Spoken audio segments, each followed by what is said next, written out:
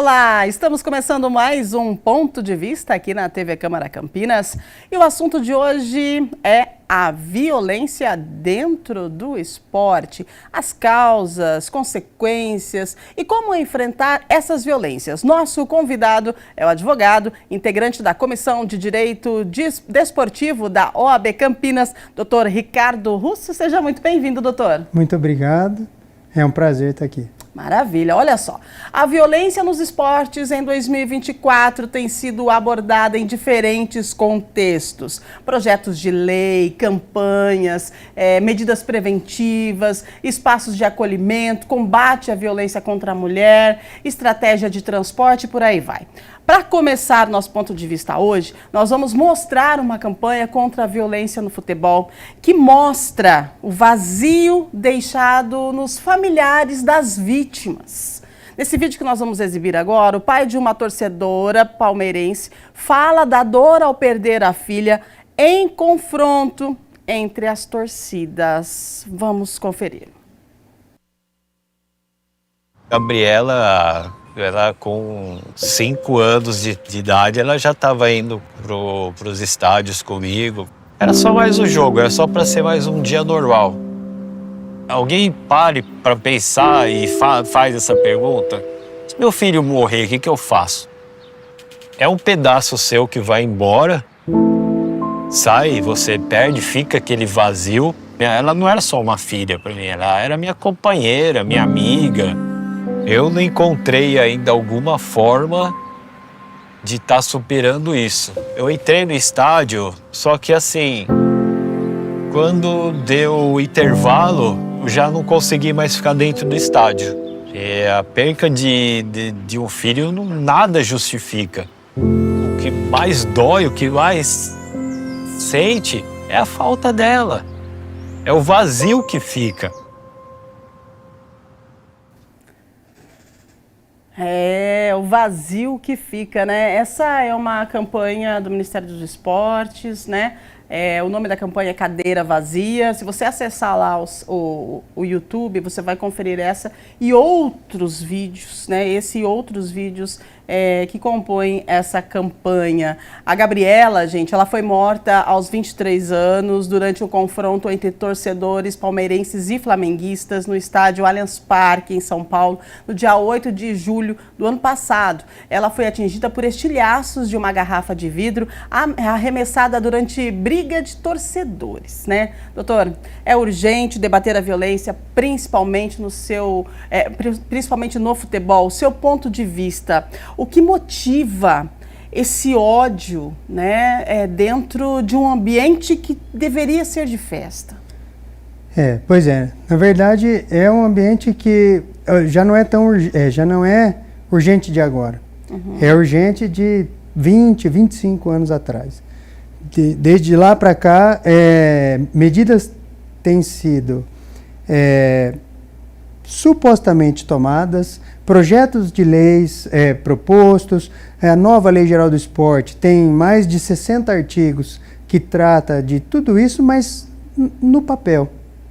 Nós precisamos ter algumas medidas que vão para a prática. Uhum. As novas arenas, a tecnologia, alguns acontecimentos recentes que até têm conseguido diminuir. Mas esse vídeo é um claro exemplo de que não há eficácia nessas medidas, não é? Então, se a gente pensar na Europa, por exemplo, que vem lá da década de 30, 40, com os hooligans, por exemplo, que é o caso que é conhecido até hoje, né? A principal medida adotada lá para acabar com isso foram duas: colocar os torcedores sentados, com as cadeirinhas, e a identificação facial. Isso na Europa, um país com uma cultura mais, como eu vou dizer assim, mais obediente às leis. Perfeito, não é? Mais obediente. Mais obediente às leis. Aqui é muito difícil. Não é? Se a gente pegar, uma recente pesquisa mostrou para nós que a violência de forma geral, que chega com a punição até o fim, são 8% dos casos. No âmbito do futebol, 4%. Uhum. Né?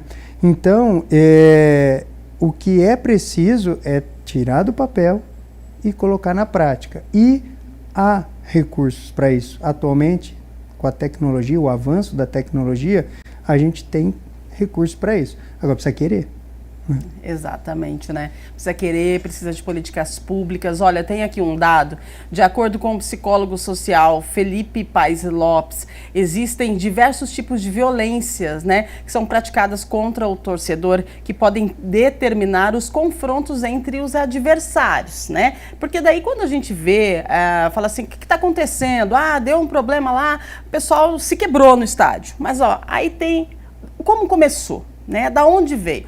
Bom, esse psicólogo ele cita abuso policial, falta de infraestrutura dos estádios e até mesmo a cobertura midiática, que além de botar a lenha na fogueira em véspera de grandes jogos, pode estar atraindo pessoas mal intencionadas para os estádios. Então são alguns pontos, igual a senhora acabou de citar, né? Alguns pontos que a gente pode citar, que foi citado por esse psicólogo, que a gente pode até que concordar com ele, que isso acaba excitando mais esse ódio, né, que tem. É certo falar de ódio. Vamos trazer, nós falamos aí de algo que aconteceu lá no Allianz Parque, agora vamos trazer aqui para Campinas, né? Nós temos visto o que acontece no estádio, né, no Brinco de Ouro e tal, enfim, fora do estádio também, né? E infelizmente fora do estádio tem acontecido recentemente situações de violência.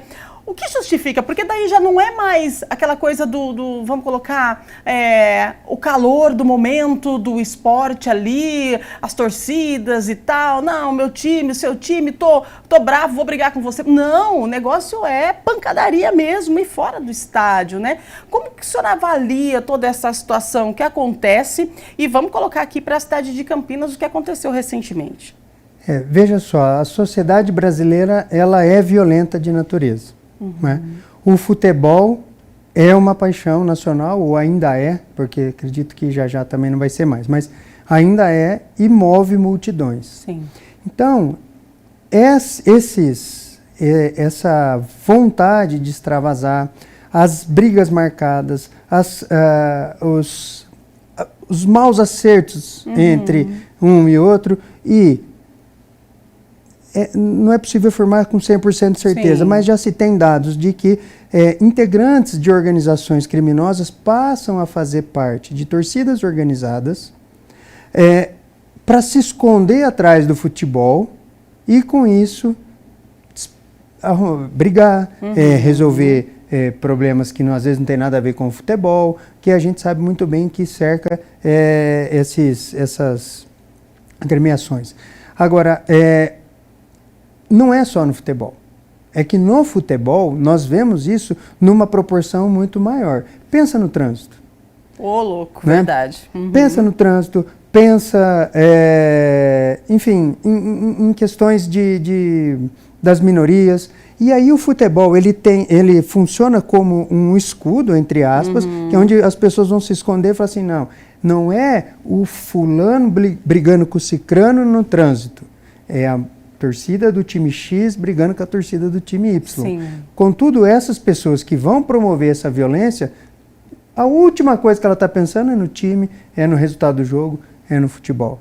Né? Então, se usa de escudo, principalmente as torcidas organizadas, que no fim das contas acabam levando a carga maior de culpa desses eventos, mas é como a gente viu recentemente nessa emboscada que uma torcida organizada do Palmeiras fez com uma torcida organizada do Cruzeiro, né? Em revide a um evento que ocorreu em 2022, salvo engano, entre as mesmas torcidas, né? E num dia que não tinha nem jogo de Palmeiras Exatamente, não tinha, é represária mesmo, né? Então, quer dizer, a gente vê que marca-se antigamente pelo Facebook, né? Agora, e isso era conhecido do poder público, porque era publicado. E aí, se a gente traz aqui para Campinas, piorou um pouco, porque Campinas é uma cidade grande, com 2 times, e em proporções de território muito juntos um do outro. Porque nós temos uma diferença, acho que não dá 500 metros. De um para o outro, de um estádio para o outro. Então, essa situação se agrava mais. E aí se fala assim, mas e a torcida única? Em dia de derby não vê Exato. briga. Não vê briga no entorno do estádio. Mas, Mas a tem gente não- relatos no entorno, mais longe um pouquinho, a galera se encontra e se... Agora, a nova Lei Geral do Esporte traz a responsabilidade do time, do clube, num raio de 5 quilômetros em volta do estádio. Mas E depois? Campinas tem uma proporção de quantos 1.000 quilômetros que deve ser, eu não tenho esse número agora, mas olha o tamanho da cidade de Campinas. Então, e é delicado porque isso, torcida única no estádio, né? Um raio de 5 quilômetros separado, mas aí tem um barzinho e tá lá, torcida A e torcida B.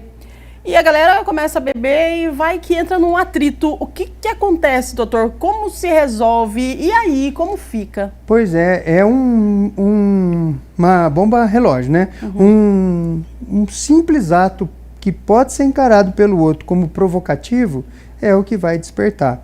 E aí, para piorar, não é como no trânsito, que são 2 veículos geralmente, né? Um brigando com o outro ali e tem... Ali não, você provocou um que se sentiu provocado pelo outro, ele já chama todo o resto. Não tem a turma do deixa disso, né? Não tem né? do deixa disso. Não tem, é né? muito difícil. E a turma do deixa disso, ainda que tenha, ela não dá conta. Se a polícia militar não dá conta, você imagina isso. E você falou uma coisa importante, a bebida alcoólica. Sim. Proibido bebida alcoólica no estádio. Mas e em volta? Se nós pensarmos os 2 estádios nossos aqui, e eu não quero aqui prejudicar o comércio de ninguém, Claro. mas nos 2 estádios nós temos 2 pontos de venda de bebida alcoólica, fora os ambulantes. Além do mais, eu não posso vender bebida alcoólica lá, mas se você frequenta estádio, você provavelmente já deve ter sentido o cheiro de maconha. Exatamente. Então, quer Não dizer, pode beber, mas pode fumar. que é uma droga ilícita. Exato. Né? Encontra uma droga lícita. Então, quer dizer, essas discrepâncias, como diz o ditado, né, para inglês ver, Sim, sim. é que não vai mudar, não vai fazer mudar. Então, se a gente conseguir, a partir do uso da tecnologia, a partir de estudos, nós temos sociólogos que estão debruçados nessa questão da violência já desde a década de 80 e que têm dados, têm pesquisas, têm propostas que não são assim, não recebem a atenção que deveria. Não saem do papel, né? Não saem do papel. Não Então, chegam na mão de alguém que possa que tem o fazer poder da caneta e que possa fazer aquilo. Não só vamos pensar, essa Lei Geral do Esporte criminalizou bastante coisa, Sim. mas com penas de 1 a 2 anos de reclusão. Perfeito. Ou até mesmo alguma coisa no âmbito do direito esportivo privado, de banimento de entrar no estádio. Perfeito. Mas só isso. Né? Então, é necessário uma atuação macro, né? A fim de atingir esse ponto da violência. E aí, uma mudança de cultura. Também a gente joga a carga no poder público, na polícia. Obviamente que a polícia precisa se especializar. Né? Em São Paulo, o Choque tem a Polícia Militar, Polícia Militar na capital, dentro do batalhão de choque, tem um pelotão específico para grandes eventos. Mas vamos pensar no estádio com 46 mil pessoas. Um pelotão, que a gente coloque lá 100 policiais, né? Eu já tive presente em jogo que a torcida queria invadir o campo e aí você vê a pressão da torcida descendo, forçando o portão, e você olha ali aquela, assim, né, não era meia dúzia, mas a impressão que dá é que era meia dúzia de policial ali para tentar segurar conter, né? aquela multidão. Então, né? qual é o recurso? A violência. Então, é bomba, é gás, é tiro de borracha. Então, aí, uma coisa vai puxando a outra. Tem um vídeo que eu não sei se você já viu na internet, ele corre bastante por aí nas redes sociais. São 2 cachorros. Um para o lado de dentro de um portão e outro para o lado de fora. Sim. E eles vão latindo com uma raiva. E quando acaba o trecho do portão fechado, que ele fica aberto, acabou. Então, é o exemplo de que, às vezes, uma solução não está tão impacto na divisão, na separação, né? Eu acho que existem caminhos que a gente pode copiar de fora, respeitando a diferença de cultura, Sim. obviamente, porque aqui é um pouco diferente, é bastante diferente, aliás, né? Mas que a gente pode começar a implementar de alguma forma. Ah, vamos aumentar o preço do ingresso. Não é isso que vai resolver. Você vai elitizar o esporte mais democrático do país. Ou que era para ser, né? Então, é um contexto que vai muito mais. Quando a gente para analisar da violência para trás, não tem fim, né? É um negócio que vai lá longe e que de novo, né, o que vai ter como último ponto é o futebol, é o jogo, é o resultado, né? Então, infelizmente. E aí você pega, tá? Eu não gosto de colocar muito assim a carga nas costas das torcidas organizadas, mas se você pensa nas músicas, são provocativas e provoca um time que nem está jogando contra, né? Tanto aqui em Campinas como em São Paulo, em qualquer lugar do Brasil. E para quê? O outro time não está nem jogando, né? Então, quer dizer, já é praticamente enraizado você criar uma música nova que provoca o seu principal adversário, mesmo quando você não está jogando contra ele. São a forma como você canta, a forma como você recebe um torcedor visitante, né? Também recentemente teve um episódio com o time do Fortaleza, que teve o ônibus apedrejado. Agora me falha agora se foi Fortaleza ou Ceará, mas foi um dos dois. E a medida do presidente da federação foi torcida única, e ele ainda sugere que seja isso no Brasil inteiro. Aí você para ver, foi a torcida do time da casa que apedrejou o time visitante. Então, veja, são coisas que, assim, parece que é brincadeira que o cara está fazendo lá, né? Um dirigente, alguém que tem que pensar.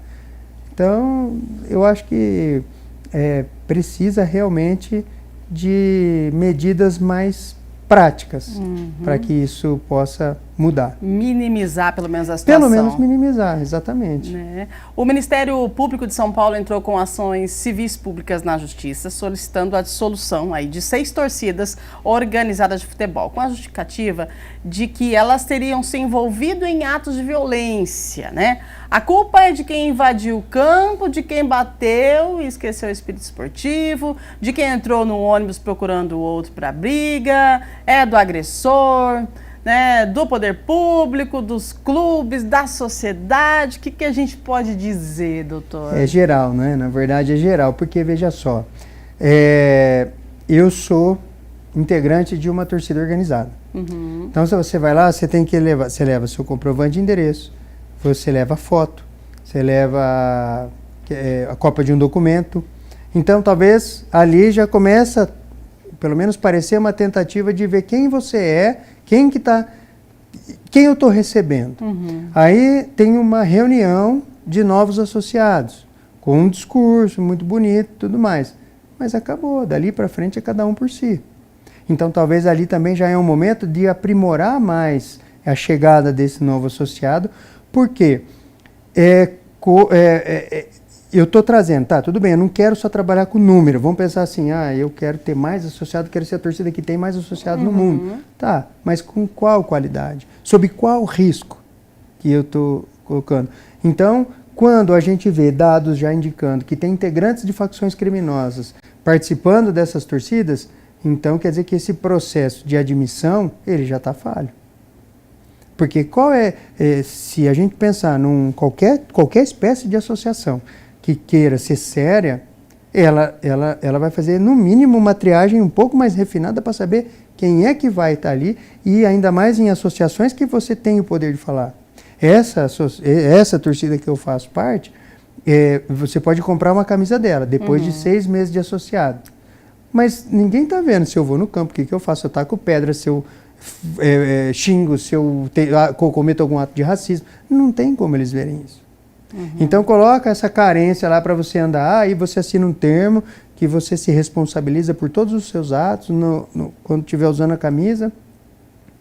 Mas talvez ali algo pro forma, né? Então talvez começar já a partir disso. E depois, eu acho que a principal também luta é a mudança da cultura. Eu não sei, mas a impressão que eu tenho do que a gente vê, do que acontece, a gente pouco vê gerações mais atuais envolvidas nisso.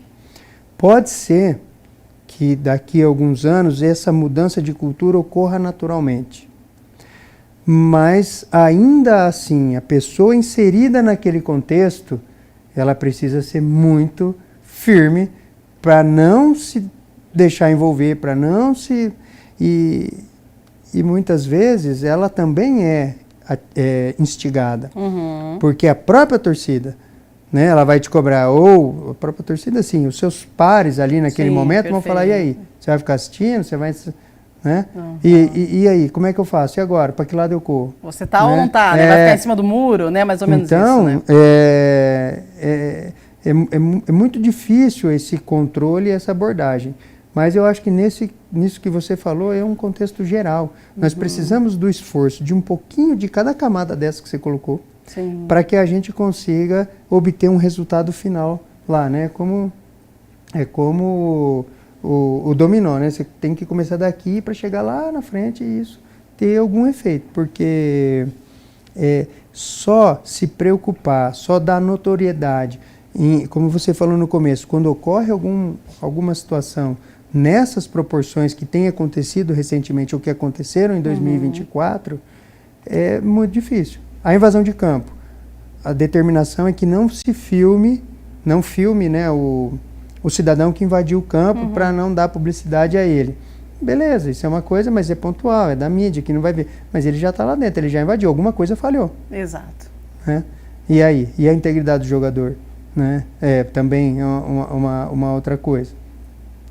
E então, eu acho que não é fácil. Não é fácil. Porque é muita gente, é muita coisa, mas com um pouquinho de boa vontade e a cooperação de todos, eu acho que a gente consegue.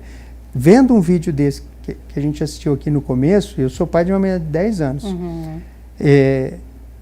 A minha vontade é que ela esteja comigo no estádio, porque eu gosto de ir no estádio, mas eu não tenho coragem. Aqui em Campinas eu tenho, assim, é fácil para a gente ir assistir jogo. Sim. Qualquer um dos times, porque está aqui perto, é fácil. Mas mesmo assim, numa saída, alguém que bebeu demais no lado de fora, ou que fez uso de alguma outra droga ilícita, que é difícil você controlar, e eu já não tenho essa segurança. Né? Então, e aí acaba tendo resultados como esse, e imagino a dor desse pai, né, dessas famílias. Resultados de cadeiras vazias, né? Cadeiras vazias nos estádios que são resultados da violência, né? Da falta de valor, acredito até, né? Porque são pessoas que estão ali e não é pelo jogo, não é pelo time, como o doutor acabou de falar. Nós estamos conversando com o doutor Ricardo Russo, ele é advogado, especialista na questão do esporte, né? E nós estamos aqui debatendo sobre a questão da violência no esporte, mais especificamente relacionado ao futebol. Mas a gente sabe que tem outras e o que está na vitrine é o futebol, o que é divulgado, o que a gente vê é o futebol. Mas se você pesquisar aí, você vai encontrar a violência, como o doutor falou, no trânsito, né? A gente sabe, em todo lugar tem essa questão da violência, mas infelizmente a questão da violência no futebol tem chamado a atenção, porque é uma vitrine e o futebol é uma paixão nacional. E agora, como é que você vai lidar com a sua paixão nacional, sabendo que você pode ir ao estádio e não voltar mais para casa ou perder um ente querido que foi com você no estádio? Então, esse é o nosso tema de hoje. Fica aí, daqui a pouquinho, depois do intervalo, nós voltamos e nós vamos falar com o doutor Ricardo sobre a questão do psicológico do jogador, né? Do psicológico do jogador, porque não é só a pessoa que está assistindo, não é só o torcedor que é afetado, não. O psicológico do jogador também é afetado. E já você fica sabendo um pouco mais sobre esse nosso assunto aqui no Ponto de Vista. Fica com a gente, em instantes voltamos.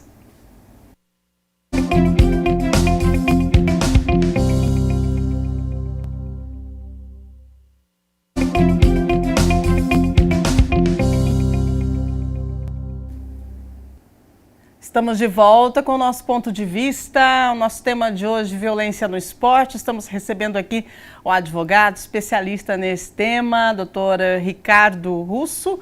Vamos lá então, né? Olha só, gente, tem uns dados aqui. Durante o ano de 2023, no Brasil, 30 torcedores tiveram mortes violentas. Isso é equivalente a 18,9% de todos os casos registrados. As categorias mais prevalentes são mortes seguidas por uso de arma de fogo e acidentes de trânsito. Nem todas as mortes com arma de fogo, os motivos têm a ver com questões futebolísticas. Porém, todas elas aconteceram em contextos ligados ao futebol, o que justifica a inclusão como casos. Inclusão, né? Você concorda com esse comportamento violento em meio ao cenário geral da paixão? Ele tende a se manifestar principalmente por conta da impunidade. Você acha que, assim, o pessoal vai lá, vou fazer, vou acontecer, e eu sei que não dá nada, né? Vou lá, assino um termo circunstanciado, vou lá, pago para sair, né? Porque você paga lá e você sai, vai embora. Eu esqueci a palavra, fiança, pago a fiança lá, 10 mil reais, dá nada, eu saio, porque tem jogo depois, eu vou lá, vou assistir o jogo e tô aqui, né? Alô, galera, cheguei, e todo mundo comemora. O senhor acredita, no seu ponto de vista, a impunidade, ela acaba alavancando tudo isso? Sim, a impunidade é o principal fator para que isso se arraste por tantos anos que a gente ouve falar de violência no esporte e no futebol. E é aí que vem a diferença do europeu ou do norte-americano por ser mais obediente. Não é que ele é bonzinho, obediente, ele é um santo. Né? Que a lei lá funciona, a lei lá pune, ao contrário daqui. Aqui ela é muito bonita no papel. Né? Se nós pegarmos agora a nova Lei Geral do Esporte, criminaliza a pena de reclusão, que não tem, é fechado, né? De 1 a 2 anos e multa. Mas e aí? Como diz o Murad, né? Que é um sociólogo que estuda a violência no esporte. A polícia prende, a justiça solta. Então, quer dizer, até você consegue a polícia, de repente, prender, mas às vezes o cidadão sai primeiro que o próprio policial da delegacia, nesse formato que você colocou, de fiança, enfim, de tudo mais, audiência de custódia, e aí vai. Então, se nós conseguirmos ter uma punibilidade efetiva para essas situações, e aí, obviamente, que não é o único problema da sociedade brasileira, sim, né? Claro. Mas é um problema de grandes proporções, porque ele arrasta multidões. O número de pessoas envolvidas é muito grande. Sim. E que sirva de exemplo. Porque se eu falar assim, poxa, o futebol está começando a pegar, se está começando a punir, está começando a prender, está começando a não soltar. E aí, o cidadão que vê isso aqui, ele vai pensar em alguma outra situação de violência, ainda que seja no trânsito. Então, uma coisa é em cadeia, né? Mas precisa punir. Então, essa pesquisa que eu referi antes, que 4% dos casos de violência no futebol tem uma punição, que tem um processo que chega até o final da punição, 4%. Poxa, é muito pouco. É muito pouco. Diante de tudo que a gente vê acontecendo nos estádios e no entorno. E aí, então, tudo bem, você vai pensar assim, mas já que envolve um número de pessoas muito grande, a identificação é difícil, ok. Nos anos 80, 90 e começo de 2000, eu até concordo. Era difícil, mas agora hoje, né, já acho que de 2010 para cá, os policiais filmam a torcida, né, ficam lá com as câmeras,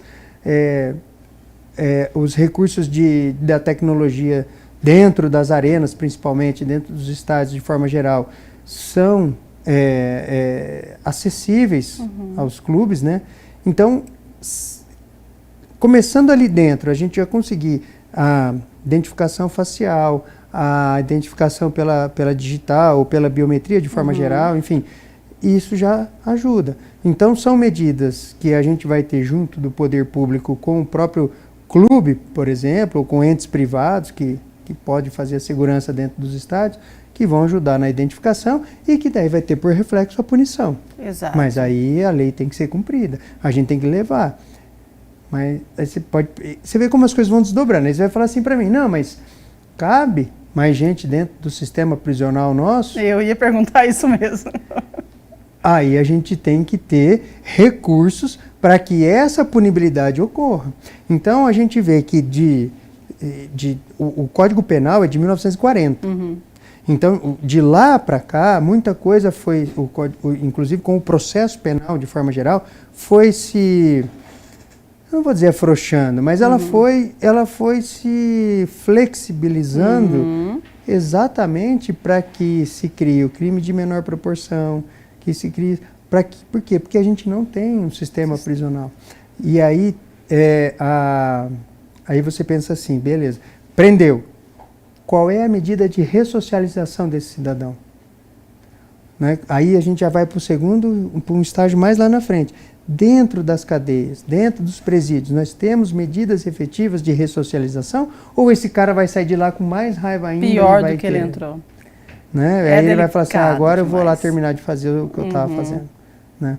Então você vê que é um contexto muito, muito grande. Então, mas quando o senhor fala das medidas, né, de tecnologia que podem ser implantadas, a partir do momento da implantação dessas medidas de tecnologia, é igual o reconhecimento facial, o senhor falou da digital, né, será que isso não iria inibir um pouco mais a pessoa que vai ao estádio com o intuito de fazer a baderna, porque ela sabe que ela está sendo monitorada o tempo todo e que ela, quem quiser vai encontrar ela, entende? Sim. Se ela aprontar, vai encontrar ela, não, pode ser que não encontre no momento lá no estádio, mas vai atrás e vai encontrar e ela vai ter que pagar pelo que ela causou ali, pela situação, entende? Então isso, no seu ponto de vista, não inibe, né, a partir do momento da implantação dessas tecnologias, porque daí, se a inibição funciona, não precisa chegar até o final da pessoa ficar reclusa e ter que sobrecarregar o sistema penal. Exatamente. É uma medida de segurança de forma geral nesse contexto do medo. Porque o medo é um fator de controle social. O medo é um dos principais. A partir do momento que você perde o medo de ser punido, por exemplo, você está encorajado. E aí você faz o que for preciso. Agora, não, peraí, estou sendo monitorado. Por que você não passa numa via que você sabe que tem radar acima da velocidade? Exato. Porque você está sendo monitorado. Então ali é a mesma coisa. Nós já tivemos casos de torcedor que foi banido de entrar no estádio, que estava com tornozeleira eletrônica por conta de ato de violência cometido no esporte, né, no futebol, sim. E estava dentro do estádio assistindo o jogo. Poxa vida. Né? E então, entra ele é vangloriado, porque, poxa, você conseguiu, cara, é isso, olha só, né? Palmas para ele, que estava com a tornozeleira e conseguiu entrar no estádio. Poxa vida, né? Então, é aquela questão, a falta mesmo, é a sensação de impunidade que se tem e que acaba virando essa várzea que está virando a questão. Infelizmente, eu gosto de futebol, já fui no estádio, super curti, é muito gostoso, é maravilhoso você assistir um jogo, tem uma energia maravilhosa, né? Mas, infelizmente, hoje, eu não sei se eu quero ir. Entende? Eu não sei se eu quero ir mais. Aí eu te pergunto, doutor, há quem diga que a maior parte da violência no esporte brasileiro é causada por conta da desigualdade social do Brasil. Estou falando Brasil, né? Amplo, macro. O senhor acredita nisso? Outros esportes têm a mesma situação de violência que a gente está vendo no futebol? O senhor acredita que a desigualdade social pode estar causando, não, é né, dos fatores que podem estar causando essa violência tão desenfreada? Olha, eu penso que sim, mas a desigualdade social a partir da cultura. porque não quer dizer que alguém que esteja numa proporção de desigualdade para baixo, nível social, Sim. Vai ter maior ou menor grau do que aquele que está numa posição financeira, por exemplo, Perfeito. muito maior. Porque isso é de caráter, é de cada um. Exatamente. Mas é óbvio que dentro desse desnivelamento, e ainda mais com a chegada desse pessoal de facção criminosa nas torcidas, isso ganha proporção. Porque se nós pensarmos no tênis, por exemplo, nós não temos notícias recentes de um bom espaço de tempo de algum ato de violência. Né? Aí você vai pensar assim, mas ali não tem um clube, não tem tanta paixão. Tem mais, de repente, uma admiração, mais pelo esporte do que pelo atleta, mas é um esporte. Sim. Né? Então, no vôlei.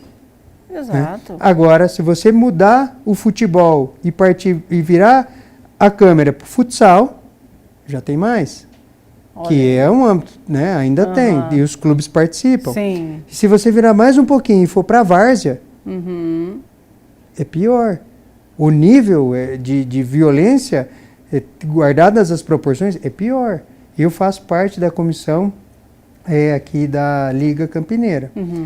E, assim, praticamente toda a rodada do Campeonato Amador de Campinas, atos de violência contra o juiz, contra a juíza, árbitra, né? O assistente, enfim, entre torcedores. Então, por quê? Porque aí a segurança é menor ainda e a sensação de impunidade piorou. Aí você vai numa praça esportiva aqui do município, com um número grande de torcedores, você vai ligar para a Guarda Municipal ou para a Polícia Militar, que vai chegar lá com 2 viaturas, numa multidão daquela. Poxa vida. Né? E aí se você faz o ofício, que eu também participo de uma associação desportiva de Barão Geraldo. E aí a gente manda o ofício. Aí é aquele negócio, né? O cobertor é curto. Exato. Onde é que eu vou cobrir? Eu vou cobrir a cabeça ou eu vou cobrir o pé? Né? Então tá, eu desloco um efetivo da polícia ou da guarda municipal aí. Mas e aí o patrulhamento? Como fica? Né? Então, quer dizer, o esporte profissional, né, já o futebol profissional é diferente, porque daí é a proporção. Exato. Aí tem a televisão, aí tem, enfim, aí tem todo o contexto que vai incentivar que isso aconteça. Entristece, doutor, o que o senhor está falando, igual o futebol profissional, beleza, tem todo o contexto que a gente falou aqui, mas aí o futebol amador está começando ali, né, algo que deveria, que é numa praça, que é numa quadra, que é num bairro, aí já também traz essa cultura, né? Até quando que a gente vai conseguir, que a gente vai ficar observando isso acontecer? O senhor falou um ponto aqui que eu achei interessante, que de repente pode ser que nas próximas gerações isso já não aconteça mais. O senhor acha que isso é coisa que vem lá de quanto tempo atrás? 1900 e quanto? Porque todo mundo é adulto, né? Todo mundo já é crescidinho. E aí você vê acontecendo essas barbaridades. Da década, meados da década de 30 para cá. Né? E se a gente pensar, nós temos os núcleos dentro das torcidas organizadas que são integrantes de facções criminosas, sim, não dá para ter a proporção ainda. Sim. Mas nós temos. É ali que a pessoa vai tirar o estresse, entre aspas. É ali que ela vai ser corajosa. Então, ela vai levar todas as angústias dela, da vida pessoal, para dentro do estádio. Poxa vida. Né? E aí junta com mais outro, que junta com mais outro, que junta com mais outro. Então, quer dizer, é muito pouco a gente ver o resultado da violência no futebol por conta do resultado do time. Exato. Mas muito mais por questões pessoais ou entre torcida, enfim, entre o que tem do campo para trás. Né? Então isso é muito triste. E penso eu que pelo que a gente vê dos envolvidos, que é uma questão geracional mesmo. Né? E as gerações que vêm agora, né, as pessoas que hoje, sei lá, 16, 17 anos, eu acredito que vai ser um divisor ali para que essa cultura comece a mudar. Não que seja uma diminuição drástica tão já, mas eu acho que essa cultura... Um primeiro passo, né? É um primeiro passo. Para porque essa geração, ela teve uma mudança de cultura muito grande. Né? Então, eu espero que seja um fator que vai fazer com que isso comece a mudar. Esperamos. Olha, já estamos quase acabando, mas antes nós precisamos falar dessa questão da saúde mental dos jogadores. A violência no futebol repercute diretamente na saúde mental dos jogadores. Isso é o que aponta a mais recente pesquisa da Federação Internacional dos Jogadores Profissionais de Futebol de 2023, tá? Violência e depressão, visão distorcida de jogadores como super-heróis e saúde mental afetada, né? A série Beckham, disponível na Netflix, narra com detalhes o sofrimento do jogador depois da Copa do Mundo de 1998.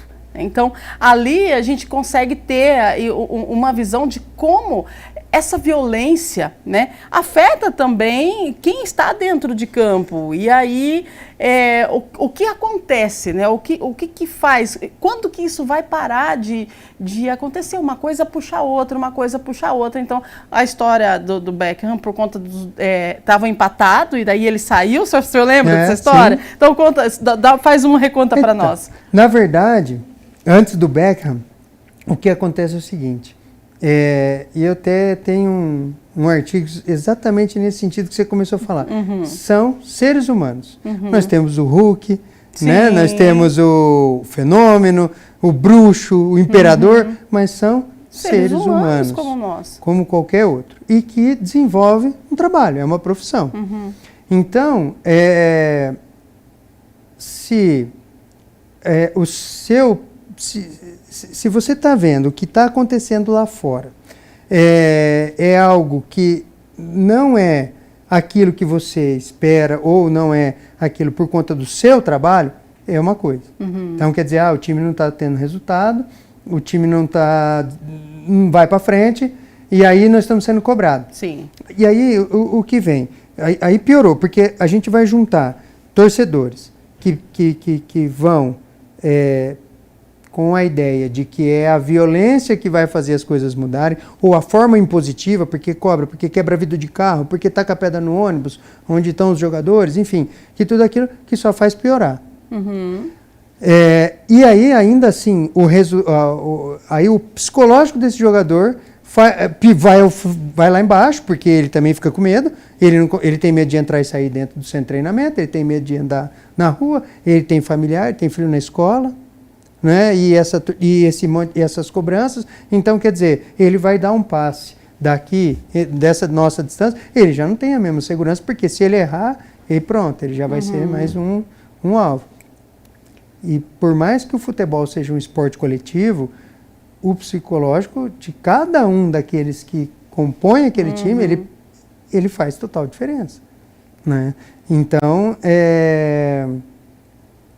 eu acho que isso faz bastante diferença. Nós tivemos um caso recente na penúltima rodada do Campeonato Brasileiro, agora de 2024, num jogo do Corinthians, ele estava jogando fora.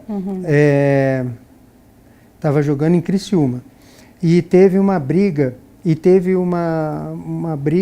entre a polícia e a torcida do Corinthians.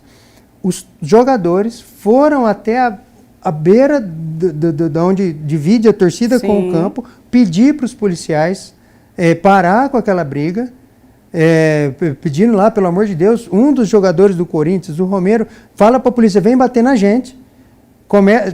Você vê? E aí vai misturando. Então, tudo bem, vamos lá, vamos pedir, vamos acalmar, né? E não é raro isso acontecer. Incitar, né? Quando começa, às vezes, alguma discussão, alguma briga, polícia, ou até mesmo aquelas questões de sinalizador, os jogadores pedem, né? Calma, para de jogar coisa no campo. Não só, talvez, pensando para que o jogo siga, mas porque o clube também é punido quando isso acontece dentro ou nos arredores do estádio, agora com a lei geral, na nova lei geral do esporte, até 5 km em volta. Então, eu acho que tem um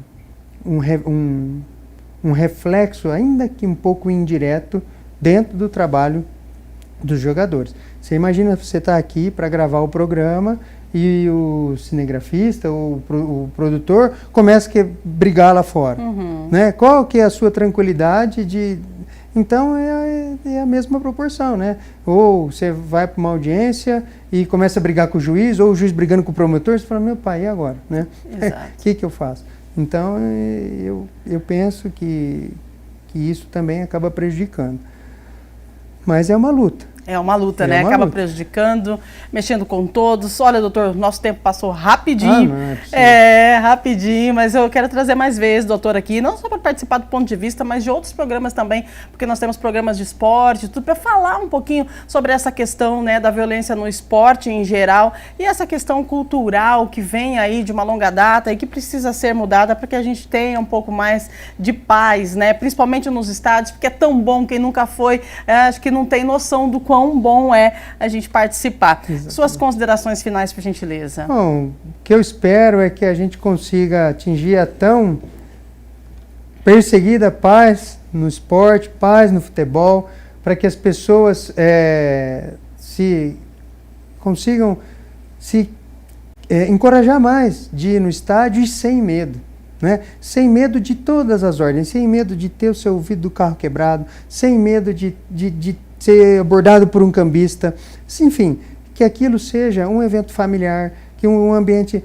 É bonito a torcida, sim. É muito bonita, uma torcida organizada de fato, preocupada com o time, né? Então, eu acho que é o que a gente precisa. E talvez, não sei se um sonho muito grande meu, ou um ato de ingenuidade, mas ver as torcidas de novo, jogo com as duas torcidas, e, se possível, todo mundo junto, porque eu tenho um amigo palmeirense, por exemplo, eu torço pro Corinthians, né? Não preciso esconder disso, porque quem me conhece sabe.